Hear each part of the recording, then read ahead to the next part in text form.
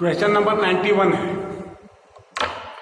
कहता है length of A screen in cavity well is decided.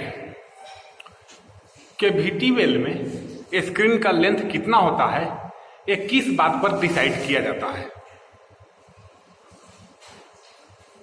तो सबसे केविटी वेल में स्क्रीन होता ही नहीं है।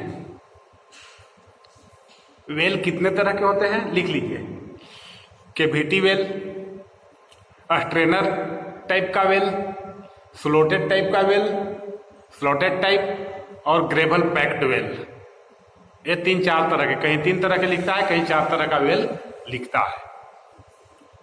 तो बाकी सब में तो स्क्रीन होते हैं लेकिन केविटी वेल में स्क्रीन नहीं होता। तो जो चौथा ऑप्शन है वो है कि नो स्क्रीन इज प्रोवाइडेड, तो वही सही हो जाएगा। पहला ऑप्शन है यूजिंग वेल लॉग, ठीक है, ऑप्शन नंबर 4 सही है। लेकिन पहला ऑप्शन है क्या, क्या कह रहा है? Well log. वेल लॉग क्या है पूछ देगा, आगे क्वेश्चन में पूछा है, शायद इसी में आगे पूछा है या कहीं ना कहीं हमें पढ़ा है। इसीलिए जो मैं बोल रहा हूं उसको नोट कर लीजिए। अब कुछ स्टूडेंट आगे पीछे बढ़ा बढ़ा के देख लेते होंगे, तो ज्यादा 4 साल स्टूडेंट तो अपने दिमाग से चलता ही है। अगर उसके बाद भी अपने दिमाग से चला तो कोई रोक नहीं सकता। जो मेरे जबान से निकल रहा है उसको नोट कर लीजिए। पहला ऑप्शन है वेल लॉग। ये सही ऑप्शन तो नहीं है, क्वेश्चन का सही आंसर नहीं है, लेकिन वेल लॉग होता क्या है? तो वेल लॉग एक डेटा होता है, एक डेटा किसका? वेल के इंफॉर्मेशन का। जब हम वेल बोर करते हैं, ड्रिल करते हैं, ट्यूबवेल जब हम ड्रिल करते हैं तो उस दौरान कहाँ कितना माटी निकला, कहाँ कितना पानी निकल रहा है, कहाँ का मिट्टी किस टाइप का है, कितनी गहराई पर जाने के बाद कितना ज्यादा पानी मिल रहा है, कितना ज्यादा सैंड मिल रहा है, कितना क्ले मिल रहा है। एक वेल को ड्रिल करने के समय जब हम लोग ड्रिल करते हैं, जिसको कहते हैं बोरिंग करना, उस टाइम सारी जानकारी को हम एक कागज पर नोट करते हैं। आप नहीं नोट करते होंगे, आपके गांव में नहीं होता होगा, लेकिन स्टैंडर्ड पैमाना यही है। गवर्नमेंट का हिसाब किताब सिविल इंजीनियर का यही है कि आप नोट करिए। उसी को कहते हैं वेल लॉग। सारे डेटा को हम कहते हैं वेल लॉग। तो पूछ देता है कि well log is prepared, well log बनाया जाता है, वो डेटा बनाया जाता है कब, किस दौरान? तो ड्रिलिंग के दौरान। दूसरा ऑप्शन है by sieve analysis of aquifer material. इसका कोई लेना देना नहीं है, कहीं नहीं पढ़ना, कुछ नहीं इसके बारे में पढ़ना। तीसरा है 1/3 ऑफ कन्फाइंड एक्यूफर, मतलब स्क्रीन की लंबाई कितनी हो तो जितनी कन्फाइंड एक्यूफर की गहराई हो, ये इम्प्रीवियस लेयर और ये इम्प्रीवियस लेयर। मान लीजिए 3 फीट है तो 1/3 1 फीट हो जाएगा। ये 3 फीट है तो 1 फीट, तो भैया स्क्रीन होता ही नहीं तो 1/3 कहां से होगा? ठीक है। आगे क्वेश्चन नंबर 92। इफेक्टिव रेनफॉल का मतलब क्या होता है? इफेक्टिव मतलब प्रभावी, जो प्रभाव डाले हमारे जीवन यापन पर। तो बारिश हुआ और बह के चला गया समुद्र में, तो उससे हमको क्या फायदा हुआ? बताइए ना, क्या फायदा हुआ? बारिश हुआ और धरती में गया तो हमको फायदा होगा, और ग्राउंड वाटर में चला गया और ग्राउंड वाटर में जाकर के भी स्थिर वहीं है तो भी फायदा हो गया हमको। अगर वहां से भी बेस फ्लो के रूप में रन ऑफ हो गया तो भी हमको कोई फायदा नहीं है। या थोड़ा नीचे गया ग्राउंड में, उसके बाद इंटर फ्लो हो गया तो भी फायदा नहीं है। सरफेस पर आके बह गया, ये तीनों रन ऑफ, हम पिछली वीडियो में बताए ना, तीनों को रन ऑफ कहते हैं। तो यहां पर इफेक्टिव रेनफॉल का लेना देना सीधा है क्रॉप प्रोडक्शन से। यहां पर इफेक्टिव रेनफॉल का लेना देना है सीधा एग्रीकल्चर से, और एग्रीकल्चर मतलब क्रॉप प्रोडक्शन। वैसा बारिश जो क्रॉप प्रोडक्शन के काम आए, तो क्रॉप प्रोडक्शन के काम वही ना आएगा जो रूट जोन में जाकर के बैठ गया होगा, जो रूट जोन में जाकर के ठहर गया होगा। तो लिख रहा है amount of rainfall used by the plant. जब रूट जोन में जाएगा तभी तो प्लांट के द्वारा यूज होगा, तो यही सही आंसर है। बाकी परकोलेट इनटू ग्राउंड वाटर में चला गया, कोई बात नहीं। प्लांट के काम अभी नहीं ना आ रहा है, यहाँ एग्रीकल्चर से लेना देना ना, यहाँ एग्रीकल्चरल एक्सपेक्ट से एक क्वेश्चन पूछा जा रहा है। नेक्स्ट क्वेश्चन क्या है? स्पेसिफिक स्पीड ऑफ पंप से 4 या 5 क्वेश्चन पूछा जाएगा। बीएचयू में 4 क्वेश्चन 5 क्वेश्चन पूछेगा पंप से, कैविटेशन से पूछ देगा, पंप स्पेसिफिक स्पीड से पूछ देगा, इफिशियंसी से पूछ देगा, एई में भी 1-2 क्वेश्चन पूछेगा, नेट में भी 2 क्वेश्चन पूछेगा। जरा पिछला वीडियो जो है ना, पंप का कंसेप्ट पार्ट 1, पार्ट 2, पार्ट 3 8 भाषण दिए हैं, पूरा डिटेल में भाषण दिए हैं, एक क्वेश्चन का एक वीडियो बनाए हैं। अब बड़ी ही सरल भाषा में बताए हैं, वो देख लीजिएगा, आपको पता चल जाएगा कि स्पेसिफिक स्पीड क्या होता है, कैविटेशन क्या होता है, इफिशियंसी क्या होता है, पॉजिटिव डिस्प्लेसमेंट पंप का मतलब क्या होता है, निगेटिव। कभी पंप में हमने ये नहीं सुना कि निगेटिव डिस्प्लेसमेंट, लेकिन पॉजिटिव डिस्प्लेसमेंट सुना, तो उसका बेसिक मतलब क्या होता है वो बताया गया है।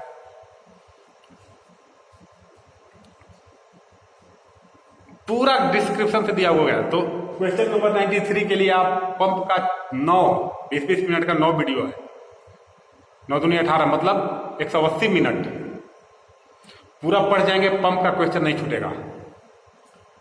जो भी है ऑप्शन नंबर 3 सही है। स्पेसिफिक स्पीड बराबर ऑपरेटिंग स्पीड, लेना है ऑपरेटिंग स्पीड, और डिस्चार्ज पर पावर 1/2 और हेड पर पावर 3/4। डिस्चार्ज VSI यूनिट में रखना है, हेड VSI यूनिट में रखना है, मीटर में, हेड मीटर में, डिस्चार्ज मीटर क्यूब पर सेकंड में। नेक्स्ट क्वेश्चन नंबर 94 है, drainage coefficient means depth of water removed in how many time. तो इसके पिछले वीडियो में बताया कि ड्रेनेज कोफिशिएंट का मतलब होता है depth of water removed in 1 day. 1 day मतलब 24 आवर। ऑप्शन नंबर 3 में है 1 डे। 1 डे मतलब 24 आवर।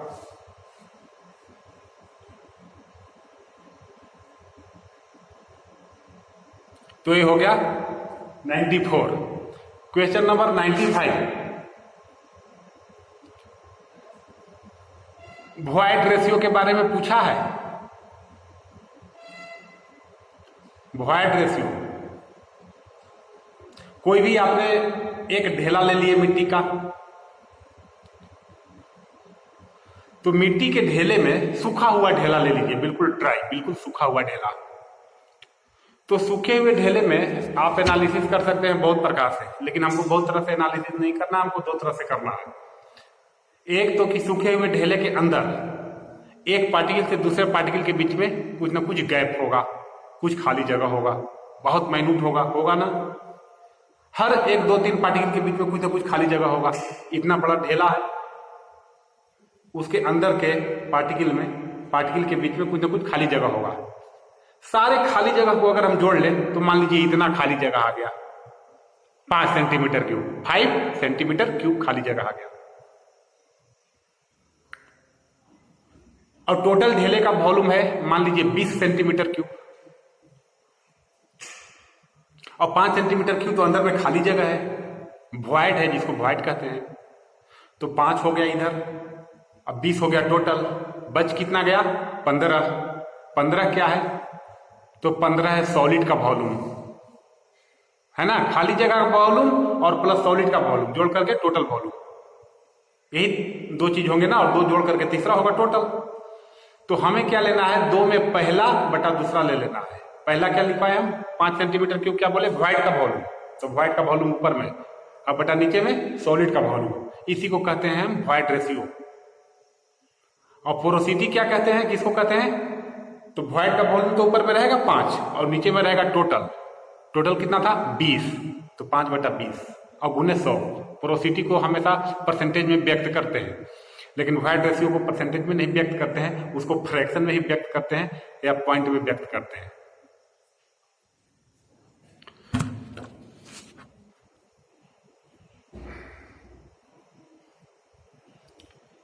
क्वेश्चन नंबर 96 है, हाइड्रोलिक रैम क्या है? हाइड्रोलिक रैम, वही देखिए, हाइड्रोलिक रैम भी पंप से क्वेश्चन है। जो बोल रहे हैं वही करो, जाके पीछे पंप का क्वेश्चन 9 पार्ट बढ़िया से नोट कर लीजिए आप। अब यहां पर बता देते हैं आ गया तो हाइड्रोलिक रैम क्या है। हाइड्रोलिक रैम एक प्रकार का सेंट्रीफ्यूगल पंप है।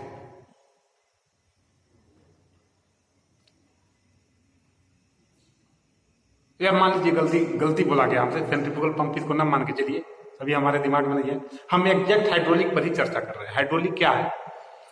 तो हाइड्रोलिक रैम का पहला पॉइंट है कि ये बाहर से कोई एनर्जी नहीं लेता है, न इलेक्ट्रिक से चलता है, न डीजल से चलता है, न पेट्रोल से चलता है, ये चलता है अपने आप।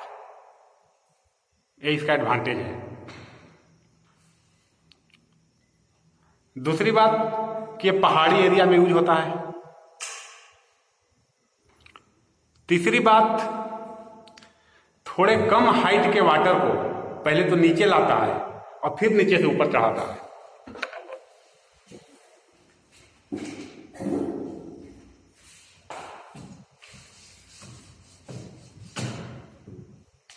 यहां पर मान लीजिए है हाइड्रोलिक रैम, यहां पर है वाटर, इस वाटर को यहां से लाया जाएगा और यहां से फिर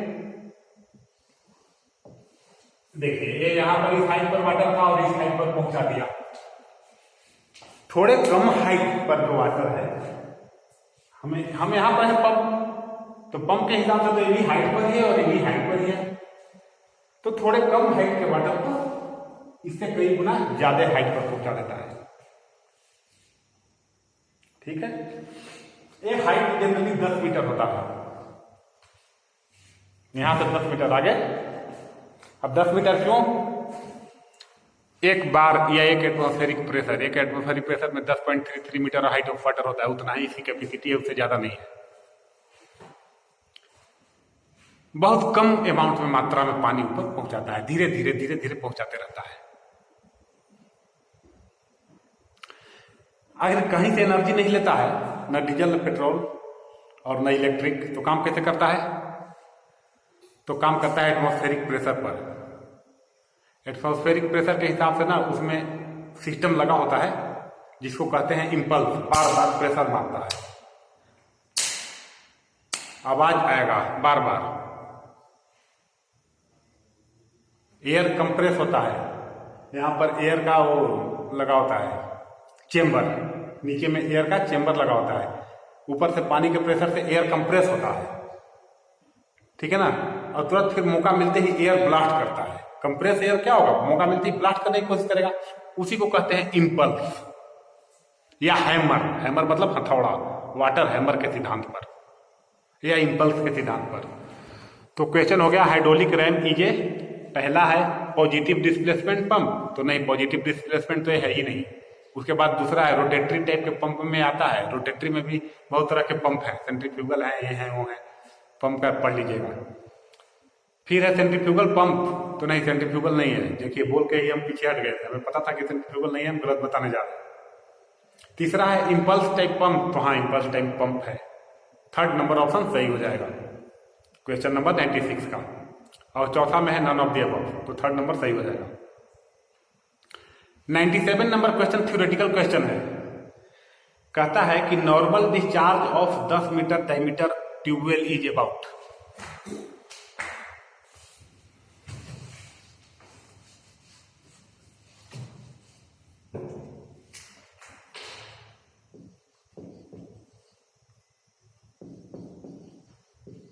नॉर्मल डिस्चार्ज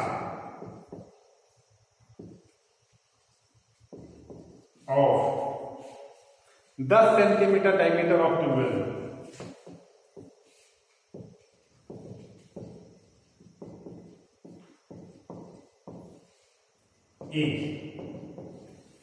एक ट्यूबवेल है जिसका डायमीटर 10 सेंटीमीटर है, ये कितना है?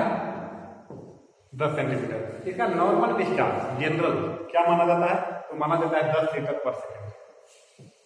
डिस्चार्ज बराबर 10 लीटर पर सेकेंड। बाकी के ऑप्शन में 20 लीटर है, 100 लीटर है, तो ये सब नहीं होगा, 10 लीटर पर सेकेंड ऑप्शन नंबर फर्स्ट सही हो जाएगा।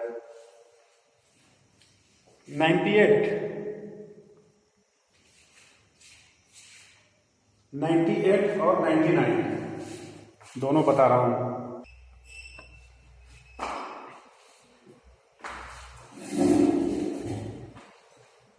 कहता है inflow rate in surface irrigation. Surface irrigation में जो आप पानी देंगे फील्ड में वो कितना होना चाहिए। सरफेस इरिगेशन करेंगे ना, स्प्रिंकलर इरिगेशन करते हैं, ड्रिप करते हैं, सरफेस करते हैं, तो सरफेस में जो आप फील्ड में पानी देंगे वो फील्ड में पानी देने का रेट क्या होना चाहिए। तो फील्ड में जो पानी का इनफिल्ट्रेशन कैपेसिटी है, जो इनफिल्ट्रेशन रेट है, उससे ज्यादा होना चाहिए कि कम। तो कहता है ऑप्शन नंबर सेकंड सही है, ग्रेटर देन इनफिल्ट्रेशन रेट। क्यों होना चाहिए? क्योंकि आप मान लीजिए फील्ड के किसी एक कोने पर आप पानी छोड़ रहे हैं और उतना ही छोड़ रहे हैं जितना फील्ड का इनफिल्ट्रेशन रेट है, तो जहां पर आप पानी छोड़ रहे हैं सारा का सारा पानी तो वहीं नीचे ऑब्जर्व हो जाएगा, तो पानी को आगे बढ़ने का मौका ही नहीं मिलेगा। अब मान लीजिए 10 आदमी लाइन में बैठ के खाना खा रहे हैं और अंगूर बांटना है। अंगूर, मान लीजिए अंगूर खिलाना है सबको खाने में। एक आदमी को एक अंगूर दिए तो वो खाने में कितना टाइम लगेगा? वो तो तुरंत मुंह में डाल लेगा। और बाकी अभी 99 लोग बैठे हैं तो 99 को एक एक अंगूर देगा, तब तक तो एक आदमी खा पी के बैठा ही रहेगा। आप जैसे ही दिए वैसे ही खा गया। तो ये अंगूर बांटने का सही तरीका थोड़े है। अगर 1 सेकंड में ही आदमी एक अंगूर खा रहा है तो आप एक बार कम से कम इतना अंगूर देंगे उसको कि खाते रहे 10 मिनट 5 मिनट, तब तक बाकी 99 को आप दे दिए, तब तक उधर वाला खा रहा है, फिर इधर से देना शुरू किए। वही बात है। सेम क्वेश्चन पूछा जाता है स्प्रिंकलर इरिगेशन में, तो स्प्रिंकलर में ही आंसर हो जाएगा लेस देन इनफिल्ट्रेशन रेट, क्योंकि स्प्रिंकलर में पूरे ऊपर से पूरे फील्ड में इकट्ठे पानी ऊपर से मिलता है, उसमें यहां से बह करके वहां जाना नहीं है, पानी को पूरे जगह मिल रहा है, तो उसमें इनफिल्ट्रेशन रेट से कम होना चाहिए। जो आप पानी दे रहे हैं ना वो इनफिल्ट्रेशन रेट से कम होना चाहिए या बराबर होना चाहिए, ज्यादा नहीं होना चाहिए। अगर ज्यादा होगा तो पानी आपका रन ऑफ के रूप में बहने लगेगा फिर, क्योंकि पूरे फील्ड में तो मिल ही रहा है। ज्यादा होगा तो बहेगा तो इरोजन होगा, इसीलिए उसमें कम होना चाहिए, लेकिन सरफेस में ज्यादा होना चाहिए। लिख लीजिए, वो भी कहीं ना कहीं पूछ देगा। 99 नंबर क्वेश्चन है LR, leaching requirement. Leaching requirement की जरूरत कब पड़ती है? लीचिंग की जरूरत कब पड़ती है? जब सॉइल हमारा सालीन होता है तो साल्ट को रिमूव करना होता है, रूट जोन से साल्ट को रिमूव करना होता है ताकि क्रॉप का प्रोडक्शन अच्छा हो। तो लीचिंग कैसे करते हैं? पानी देकर के करते हैं। पानी इतना ज्यादा दे देते हैं कि धरती के अंदर जाता है तो पानी में साल्ट घुल जाता है और नीचे ग्राउंड वाटर में चला जाता है, हमारा रूट जोन बिल्कुल फ्रेश हो जाता है, बढ़िया क्रॉप पैदा होता है। फिर आप क्रॉप पैदा करिए, बढ़िया होगा। तो लीचिंग रिक्वायरमेंट में कितना पानी चाहिए और कितना के मतलब कैसे? Total irrigation, total irrigation water जितना चाहिए, ठीक है, उसके तुलना में कितना परसेंट इसके लिए पानी चाहिए, वो है लीचिंग रिक्वायरमेंट। जैसे मान लीजिए कि TADA क्या मिलता है? TADA रुपया में नहीं मिलता। कभी आप सुने हैं? फौज में मास्टर, डॉक्टर, जितने भी सरकारी कर्मचारी हैं, प्राइवेट को तो TADA मिलता ही नहीं, लेकिन सरकारी को TADA मिलता है। कभी रुपया कह के नहीं मिलता कि आपको 500 रुपया DA मिल रहा है, हमेशा परसेंट कह के बोला जाता है। मिलता तो रुपये है, मिलता क्या है? रुपया। चाहे 500 मिले चाहे 1000, लेकिन हमेशा परसेंटेज में डिफाइन होता है कि अगर आपकी सैलरी 10,000 है तो 2.5% DA मिला। 2.5% DA का मतलब कितना हो गया? 10,000 का 1% हो गया 100 रुपया, तो 2.5% हो गया 250 रुपया। गवर्नमेंट ये नहीं कहती है कि हम 250 दे रहे हैं, क्योंकि सबकी सैलरी अलग अलग है और उसी हिसाब से परसेंटेज में व्यक्त करता है।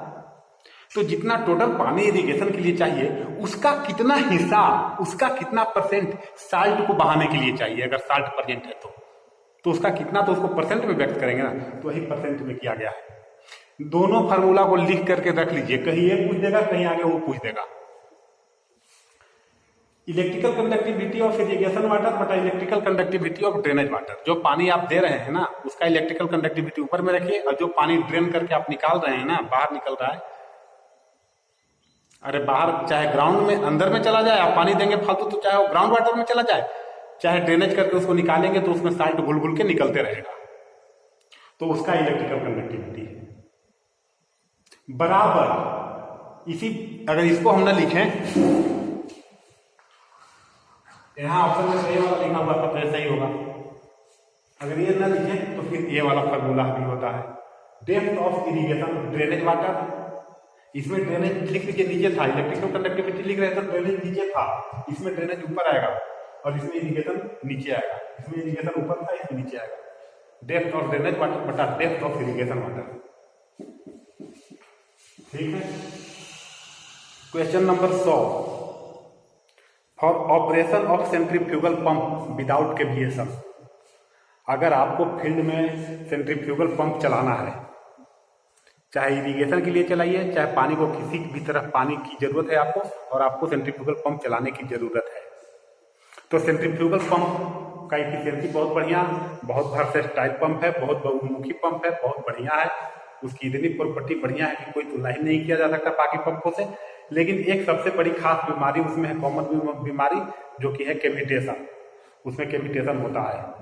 तो कह रहा है कि for operation of centrifugal pump without cavitation, मतलब कैविटेशन न हो, विदाउट कैविटेशन के चले, इसके लिए suction lift plus other losses, suction losses, suction lift या सक्शन लॉस कर लीजिए, सक्शन लिफ्ट और अदर लॉसेस दोनों मिल करके कितना होना चाहिए? तो ऑप्शन है less than atmospheric pressure, equal है, मोर है, सब कुछ है, लेकिन आंसर क्या हो जाएगा? Answer number 3, less than atmospheric pressure. कैसे हो जाएगा? इसके पहले भी बोले हैं कि पंप वाला 8-9 कंसेप्ट है, पढ़ लीजिए। 4 क्वेश्चन इसी पेपर में देख लिए ना अभी पंप से। तो बच्चों, बहुत बच्चे हैं जो लाख समझाइए समझते नहीं है, खैर उनकी उम्र ही वही। आपको जितना बोल रहे हैं उतने सुनिए। देखिए 4 क्वेश्चन पंप से ही इसी 2011 के पेपर में ना, 2010 4 क्वेश्चन 5 क्वेश्चन पंप से यहीं आ गया। कल पिछली वीडियो में इफिशियंसी ऑफ रेसिप्रोकेटिंग पंप का क्वेश्चन आया था, हाइड्रोलिक रैम्प का आया था, सेंट्रीफ्यूगल पंप का स्पेसिफिक स्पीड का आया था, और फिर अभी क्या पूछा? कैविटेशन। पढ़ लीजिए 5 वो वीडियो, और इससे ज्यादा हम कुछ नहीं कर सकते। ठीक है, अब 101 नंबर क्वेश्चन बता दें क्या? आगे बता देंगे, है ना? नहीं बता ही दे रहे हैं। देखिए हमारे पास क्वेश्चन नंबर 102 तक है, 103 से नहीं है। 103 के बाद फिर कहां तक नहीं है? 103 नहीं है, 104 नहीं है, 105 नहीं है, 106 नहीं है। टोटल 4 क्वेश्चन हमारे पास नहीं है। वो मिस्टेक है, कहां से पता नहीं, वो पेज ही नहीं है। 103, 104, 105, 106, फिर 107 से है। 100 बता दिए। क्वेश्चन नंबर 101 देख लीजिए क्या है। तो क्वेश्चन नंबर 101 बताया हुआ क्वेश्चन है पहले। The period in day for which water is supplied to a crop in a canal command is called. एक क्रॉप को जितना दिन पानी चाहिए, जितना दिन पानी चाहिए, उसको कौन सा दिन कहते हैं? तो उसको बेस पीरियड कहते हैं। क्रॉप आपने जब से फील्ड में रखा, फील्ड में लगाया, तब से उसको पानी चाहिए, मतलब रोज पानी चाहिए। अब रोज पानी का चाहिए का मतलब यह मत समझ जाइए कि आप रोज उसको पानी आप देंगे। अरे आप तो एक ही दिन दे करके सेचुरेट कर देंगे जमीन को, और जमीन में पानी आपने दे दिया, अब वो डेली लेगा, जब सूख जाएगा फिर आप दे देंगे। मतलब आप थोड़ी थोड़ी देते तो रोज देना पड़ता, और जमीन को सेचुरेट कर दे रहे हैं तो 10 दिन के गैप पर देना पड़ेगा, लेकिन देना तो पड़ेगा रोज ही ना। अब प्रत्यक्ष रूप से यही कहने का मतलब है ना कि हमें डेली देना पड़ेगा। तो जिस दिन से शुरू करना पड़ेगा पानी देना, और जिस दिन लास्ट होगा, वो टोटल दिन को क्या कहते हैं? तो बेस पीरियड। ठीक है। और टोटल दिन में जितना गहरा पानी दिया गया, वॉल्यूम में, सेंटीमीटर क्यूब में, लीटर में, किलो में ना नापिए, गहराई में नापिए। जितना गहरा दिए उसको डेल्टा कहते हैं, और जितना दिन दिए उसको बेस पीरियड कहते हैं। और ड्यूटी इसके पीछे ही बताए थे। तो एक ही क्वेश्चन बार बार आता है, एक ही क्वेश्चन से रिलेटेड टर्म बार बार आता है। अब जो 5 क्वेश्चन ज्यादा बना गया उसका हो गया, जो कम बना गया उसका नहीं हुआ। क्वेश्चन नंबर 102 है, water application efficiency in drip irrigation. Water application efficiency in drip irrigation.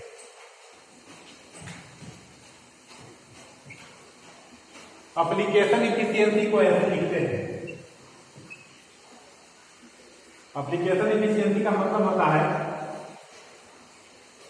कि आपने पानी दिया फील्ड में, ठीक बात है, दिया ना, दे दिया। फील्ड में किस लिए दिए थे? क्रॉप के यूज के लिए ना। क्रॉप यूज कब करेगा? जब आप रूट जोन में पानी को स्टोर करेंगे तभी ना। तो रूट जोन में स्टोर किया गया पानी,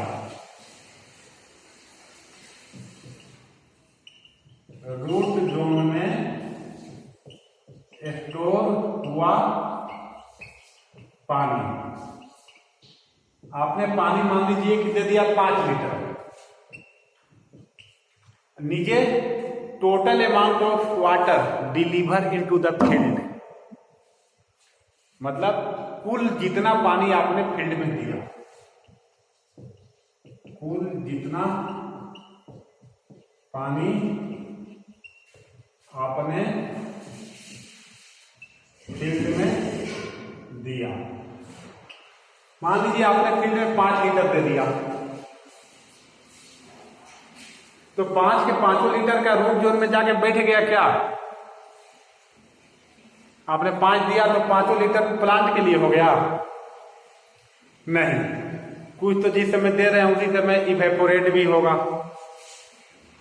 कुछ कीड़े मकोड़े भी पी पा जाएंगे, कुछ हो सकता है कि नीचे रूट जोन से नीचे ग्राउंड में चला जाए। भाई जितना आप दे रहे हैं 5 लीटर, 5 लीटर आपका प्लांट यूज करेगा, संभव है? नहीं है।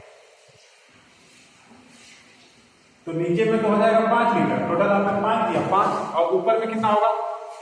5 से कम, 5 से कुछ कम, मतलब मान लीजिए 4.5, या मान लीजिए 4।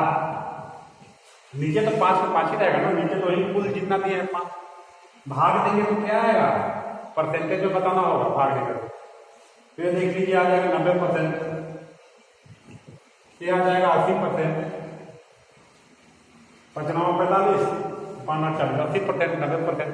यही पूछ रहा है कि ड्रिप इरिगेशन में एप्लीकेशन एफिशिएंसी कितना होता है, मतलब आप कुल पानी देते हैं जितना, उसका कितना परसेंट ये प्लांट यूज करता है, प्लांट के रूट जोन में जाता है प्लांट। तो आंसर है 90%। Option number 3। फर्स्ट है 60%, सेकंड है 70%, थर्ड है 90%, तो ये हो जाएगा 90% आंसर। ठीक है, अब इसके बाद क्वेश्चन नंबर 107 से अगले वीडियो में।